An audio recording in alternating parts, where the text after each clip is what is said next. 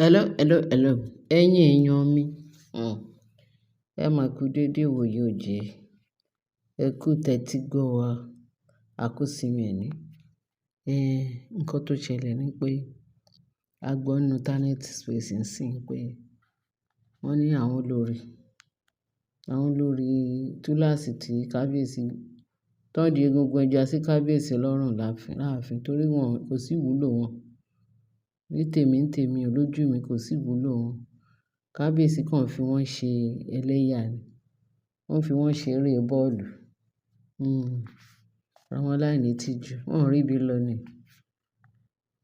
Wọ́n ní tí iwájú ò bá ṣe é lọ, ṣe bẹ́ẹ̀ yẹn á ṣe padà sí. Wọ́n bá lé jẹ́, wọ́n bọ̀nà jẹ. Àwọn atoko wá bá lé jẹ́. Bẹ́ẹ̀ ni ohun gangan lọ̀rọ̀ wọn. Lẹ́yìn èèyàn mi jàre, lọ́ bá ní wọ́n jà pátá o. Pé wọ́n náà fẹ́ bá ara wọn jà láì ṣe Naomi. Pé àṣé wọ́n ń ṣe family WhatsApp. Ògúnwùsì family WhatsApp. Bẹ̀tí ń sìn wọ́n ní Naomi ó ti mú gbogbo orúkọ wọn, ó ti delete ẹ̀ kúrò ní gbogbo àwọn olórí pátá láàfin. Ó ti yọ orúkọ wọn kúrò nínú family WhatsApp wọn, Ògúnwùsì family WhatsApp. Ṣé irú àwọn yẹn fẹ́ bá èèyàn máa jẹ́ orúkọ papọ̀? Kí ni ìwúlò wọn? Mo ní kí ni ìwúlò wọn láti máa bá Ògúnwùsì jẹ́ orúkọ papọ̀? Àwọn náà wọ́n fi wọ́n sí WhatsApp. Wọ́n fi pé wọ́n fẹ́ wúlò. Ṣùgbọ́n ìgbà tí wọ́n rí pé kò sí ìwúlò kankan, wọ́n ní bí Naomi ṣe. Wọ́n ní Naomi yìí ó ti di màdámù gidi gan ni. Ó máa lo lórí nǹkan ẹ̀ gidi gan. Bẹ́ẹ̀ ni. Wọ́n ní àìtó yín ká, òun lè yàn fọwọ́ bò. Naomi sọ fún wọn pé ìgbà tó ń wà 26 years, 26, 27 years, òun náà lè ṣe òun báṣubàṣu nítorí kò sí experience, kò dẹ̀ sí ọgbọ́n. Ṣùgbọ́n sì ọgbọ́n ti wà, experience ti wà. Ojú òun ti là. Ó ti rí ọ̀tún yàtọ̀ sósì. Ó ti rí pé fake ni gbogbo wọn. Wọ́n kàn halẹ̀ lásán. Wọn ò ní gbòǹgbò. Àgàgbà tó lọ́n tiẹ̀ tí wá dáwọ́ lé ọ̀rọ̀ Naomi pé máa jó lọ, mò ń wò ẹ̀yin. Ó wà níwájú Naomi, ó wà lẹ́yìn Naomi. Ó wà láọ̀tún, ó wà lósì. Ó wà níbikíbi Naomi.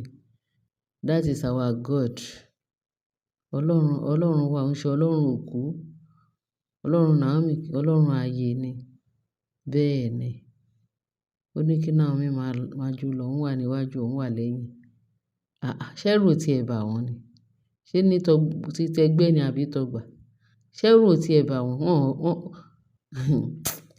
Oh my God. Wọ́n ò ti ẹ̀ bẹ̀rù.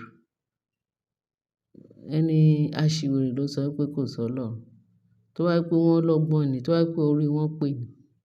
Ó sì yẹ kán ti mọ̀ pé Ọlọ́run ọba tó dá ọ̀run òun ayé, òun ló dá òkè, òun ló dá ilẹ̀, òun ló dá gbogbo ohun tó ń rákò, pàápàá jùlọ ẹ̀mí wọn. Wọ́n mí. Ṣáwọn náà ní ẹ̀mí ni, ẹ̀mí tán mí yẹn. Wọ́n dẹ̀ máa ṣàkọ pẹ̀lú ẹ̀mí tán mí. Ẹni tó jẹ́ pé oní nǹkan lè sọ pé fún mi ní nǹkan mi, mo fẹ́ gbà, ìyẹn náà mọ̀. Wọ́n á dẹ̀ máa ṣàkọ. Ẹni tó ní Naomi, tó ní gbogbo nǹkan ẹ̀ tún máa ṣàkọ sí. Tó yẹ kán ya tètè kán tọwọ́ ọmọ báṣọ, kán fa gbogbo ara balẹ̀. Kán bẹ̀rẹ̀ sí ní sin Ọlọ́run ti Naomi. Ìgbà tẹ́rù ò ti ẹ̀ bà wọ́n, ìgbà tán tí ẹ̀ náání ẹ̀mí wọn. Tán bá náání ẹ̀mí wọn, wọ́n á mọ̀ pé ẹnìkan ló dá ẹ̀mí yẹn. Tó bá pé wọ́n náání nǹkan tán ní. Ètò Ọlọ́run kàn ń wò wọ́n pé òpè ni wọ́n torí wọn ò mọ nǹkan tán ń ṣe. Tán bá mọ nǹkan tán ń ṣe, ó yẹ kán rí Naomi kán máa bá o. Lọ́rọ̀ kan tí mò ń sọ ṣáájú jàre ẹ̀yin èèyàn mi má bínú. Lórí gbogbo illustration tá à ń ṣe pé kó lè ti ẹ̀ yé gbogbo wa. Torí ọ̀rọ̀ wọn ó ti kọjá bẹ́ẹ̀. Ó ti kọjá bẹ́ẹ̀. Mélòó la fẹ́ sọ? Tí ta máa mọ̀ pé àwọn èèyàn mọ nǹkan tá à ń sọ nípa àwọn ọ̀rọ̀ rádaràda tó ń ṣẹlẹ̀ ní ààfin. Àwọn olórí tó ń fẹ́ bá ààfin jẹ́. Ara wọn náà dẹ̀ ń bàjẹ́. Ní bèbè ibi tán wà yìí sí, wọ́n ti bá ara wọn jẹ́. Wọ́n kábàámọ̀ ni. Wọn ò mọ what to do mọ́. Bẹ́ẹ̀ ni. Wọ́n ní Naomi delete gbogbo orúkọ wọn kúrò ní WhatsApp. Pé àwọn wo ni? Àwọn wo ti ẹ̀ ni àwọn wo náà wà níbẹ̀? Wọ́n ní gbogbo àwọn olórí tó ń rò pé bóyá wọ́n jẹ́ kí wọ́n ti fa orúkọ wọn yọ. Wọ́n ní wọ́n sọ wípé wọ́n ti delete wọn kúrò ní WhatsApp. Wọ́n ti block wọn. Àwọn èèyàn wọ́n ò dẹ̀ rí Ògúnwùsì family mọ́ láti máa discuss nǹkan kan. So wọ́n kàn wà just empty handed náà wà báyìí. Ẹ wá ní wọ́n ní ti Naomi báwo. Ẹni bá sọ pé ti Naomi báwo láàfin yẹn, ó ti ta rẹ̀, ó ti fi rẹ̀ tàràkà. Naomi tó yẹ kó máa bọ̀, tó yẹ kó máa bá o. Naomi ló máa sọ ibi tó yẹ kí ẹ fẹsẹ̀ sí, ibi tó yẹ kí ẹ dúró sí àti ibi tó yẹ kí ẹ dúró sí. Òun ló máa pín nǹkan fún wọn. Pé ìwọ, èyí tí Naomi bá jẹ kù ni, èyí tó bá rálẹ̀ ló kù. Èyí tí Naomi bá jẹ kù ló yẹ kó máa fún wọn. Bẹ̀tì ó sì o. Wọ́n wá ní dandan pé nǹkan tí Naomi yẹn náà fẹ́ pé ẹ̀rí pọ́n ti ṣe, wọ́n ti kọjá ààyè wọn. Ẹ̀rí pọ́n ṣe náà ń tẹ́ káàkiri. Wo Naomi, Ọlọ́run á kún ẹ lágbára. Ọlọ́run á túbọ̀ fún ẹ ṣe. Ọlọ́run tó ṣebẹ̀ nídìí ààrò fún ẹ. Ọlọ́run mi ò ní kúrò níbẹ̀ lágbára Kristi. Ṣáwà tí ẹ̀ la máa sọ fún Ọlọ́run tó ti wà digbí fún Naomi láti ilẹ̀ pẹ̀pẹ̀. Láti ìgbà tá láyé ti dáyé. Láti inú oyún títí tó fi dé ilé ayé, títí tó fi dàgbà tó yìí. Ọlọ́run ló bá ṣẹ́gun. Wọ́n ní ẹrú ò ní bá wọn. Ẹ wo gbogbo tó gbé ti Naomi tó lọ bá wọn, tó bá Naomi ṣe.